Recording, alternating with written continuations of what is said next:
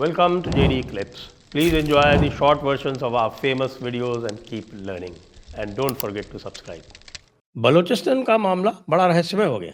रहस्यमय इसलिए हो गया है कि भाई अलग-अलग क्लेम्स आ रही हैं।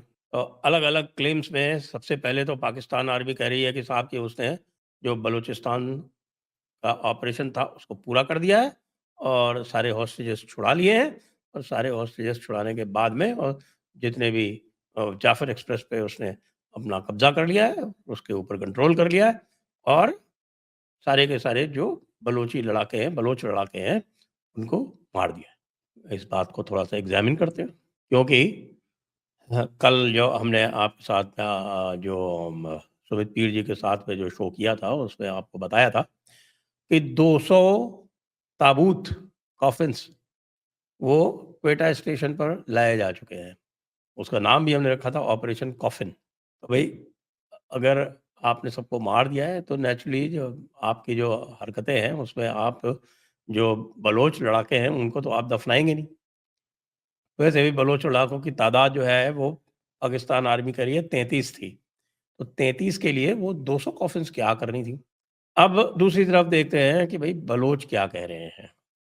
बलोच ने पहले एक अल्टीमेटम जारी किया। उन्होंने कहा कि देखिए अ, कल जो लड़ाई हुई थी उसमें ये 30 मारे गए थे, 50 हमने और एग्ज़ीक्यूट कर दिया इसलिए क्योंकि ये एग्रेशन दिखा रहे हैं, आर्टिलरी वगैरह यूज़ कर रहे हैं, तो इसलिए हमने 50 और मार दिए और अभी हम टाइम दे रहे हैं इनको कि बाकी भई ठीक कर दो, नहीं तो बाकी भी मार देंगे सारे के सारे। और उसके बाद फिर खबर आती है कि बलोच ने कहा कि भई हमारे 3 आदमी मारे गए और हमने सारे के सारे जो हॉस्टेजेस थे यानी 273 कह रहे हैं कि 273 हॉस्टेजेस थे जो सारे के सारे पाकिस्तान आर्मी और आईएसआई के थे और उनको सबको हमने एग्जीक्यूट कर दिया है। यानी उनको मौत की सज़ा दे दी है, यानी उनको मार दिया है और उसके बाद फिर अब अपनी तरफ से वो जगह छोड़ दी।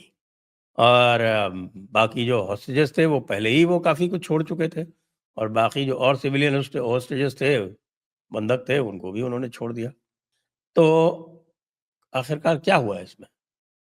तो इसकी जो सत्यता है उसकी जाँच-पड़ताल तो थोड़ी बहुत जो मैंने की है वो उससे ये पता चलता है कि भई पाकिस्तान आर्मी ने ये तय किया कि भाई इसको ख़त्म कर दो, भले ही हमारे आदमी ख़त्म हो जाएँ उससे कोई फ़र्क नहीं पड़ता क्योंकि हमने तो अपने सिपाहियों की कभी परवाह की ही नहीं है।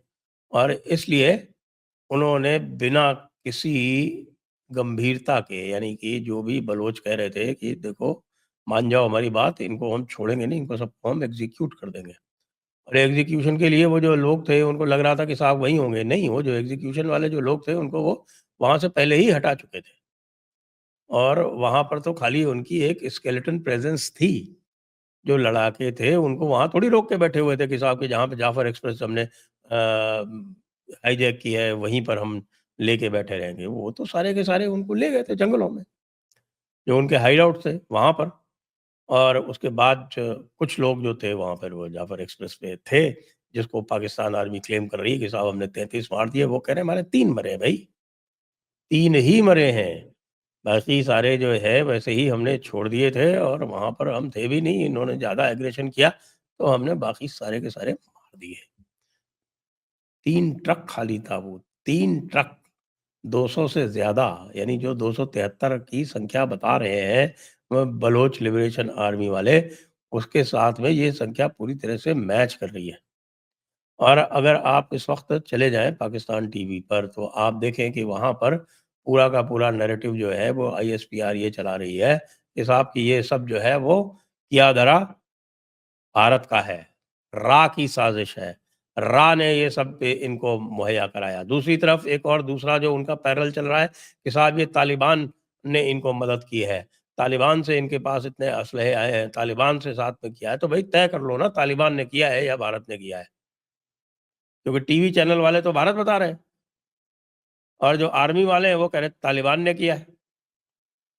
अब तालिबान का रेडियो इंटरसेप्ट उनको मिल गया है।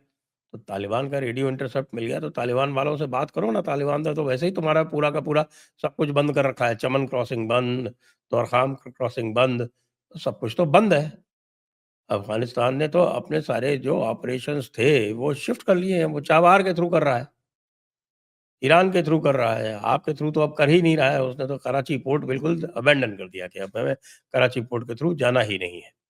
आपका जो एक बड़ा लीवरेज हुआ करता था अफ़गानिस्तान पर कि साहब कि उनको आखिरकार लैंडलॉक्ड कंट्रीज़ हैं, जाना तो हमारे थ्रू ही पड़ेगा, नहीं तो भूखों मर जाएँगे। ना, वो भारत ने उनकी समस्या सॉल्व कर दी। अब वो चाबहार, ज़ाहेदान होते हुए सीधे कंधार, ये रूट जो है वो ऑपरेशनल हो गया है, हेलमांड प्रोविंस के थ्रू होते हुए।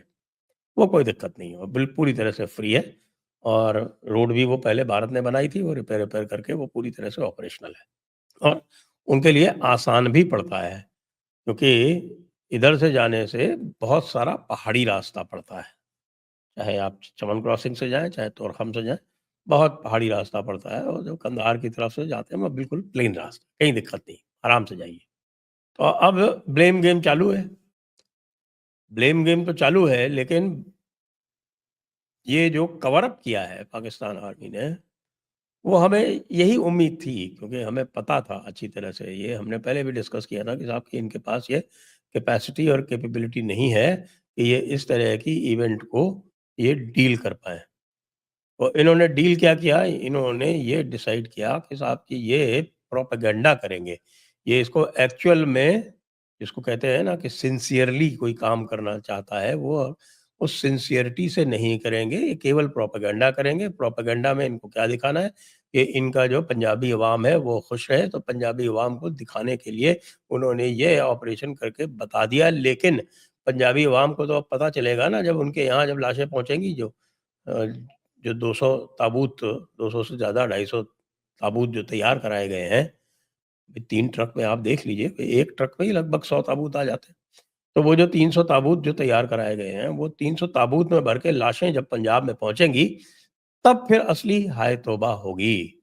और आसिम मुनीर साहब जो थे, उन्होंने कतई यह मुनासिब नहीं समझा कि वो खुद क्वेटा जाएँ या उनका कोई जनरल स्टाफ जो है, जो चीफ ऑफ जनरल स्टाफ है, वो क्वेटा जाए। नहीं, कोई क्वेटा नहीं गया, वो लाहौर में बैठ के जश्न मना रहे थे, लाहौर में बैठ के महफ़िल का मज़ा ले रहे थे। जबकि यही लोग जो थे, जब एटीएस वाला जब हुआ था, आर्मी स्कूल वाला इस किस्सा हुआ था पेशावर में, तब उस वक़्त जो जनरल कयानी थे शायद, वो वहाँ पहुँचे थे और प्राइम मिनिस्टर भी पहुँचे थे। लेकिन क्वेटा में हुआ, मारे गए सारे के सारे पंजाबी हैं, इनको अब पंजाब वालों के ऊपर भी किसी प्रकार का कोई तरस नहीं आ रहा। इन्होंने अपने पंजाबी सोल्जर्स को भी उसी तरह से छोड़ दिया है, अल्लाह के निज़ाम पर। सबको पता है कि इन्होंने जो कश्मीर लाइट इन्फेंट्री थी, जो पूरा का पूरा जो तबका था वहाँ पे, वो कश्मीर लाइट इन्फेंट्री वाला, वो वहीं का लोकल था, गिलगित-बाल्तिस्तान के लोग थे उसमें अधिकतर। उनको वहाँ पर उनकी डेड बॉडीज़ तक इन्होंने क्लेम नहीं की थी, और डेड बॉडीज़ का जो बेरियल था, वो भी मिलिट्री ट्रेडिशन के अनुसार भारत ने करवाया था।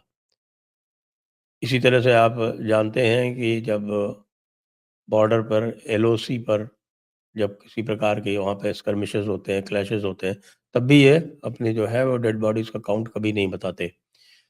जैसे कि बालाकोट में हुआ, बालाकोट में कितने मरे, आज तक कोई जान नहीं पाया, जबकि अब धीरे-धीरे जब वहाँ से खबरें निकली, तो अब 5 साल में ये पता चल रहा है कि वहाँ भी 400-500 लोग मारे गए थे। मसूद अज़हर उसके बाद से दिखाई नहीं पड़ा है। लोग तो ये मानते हैं कि साहब कि मसूद अज़हर भी मारा जा चुका है। किसी ने मसूद अज़हर को देखा ही नहीं। सैयद सलाहुद्दीन के बारे में भी यही कहते थे कि सैयद सलाहुद्दीन भी मारा जा चुका है, लेकिन सैयद सलाहुद्दीन तो, उसका सिपहसालार जब अननोन गनमैन ने उड़ाया, तब वो दिखाई पड़ गया। तो ये पता चला कि हाँ भाई, सैयद सलाहुद्दीन तो ज़िंदा है। हाफ़िज़ सईद भी अ, टॉप सिक्योरिटी के अंदर रहता है। तो फिर ग्राउंड पे लड़ कौन रहा है? अगर पाकिस्तान आर्मी की अपने सोल्जर्स के प्रति यही अपने पाकिस्तान आर्मी का अपने सोल्जर्स के प्रति यही रवैया रहता है, तो जो रिपोर्ट्स आ रही हैं कि सोल्जर्स आउटपोस्ट छोड़-छोड़ के भाग रहे हैं, तो ये फिर तो ये समझ लीजिए कि ये वॉकओवर दे रहे हैं। बलूचिस्तान में वैसे भी लोग कह रहे हैं, मैं सुन रहा था लोगों को कह रहे हैं कि साहब अब हम बलूचिस्तान जो है, वो बाई रोड या बाई ट्रेन तो हम जा ही नहीं सकते। अगर हमको क्वेटा जाना है तो हमें बाई एयर ही जाना पड़ेगा।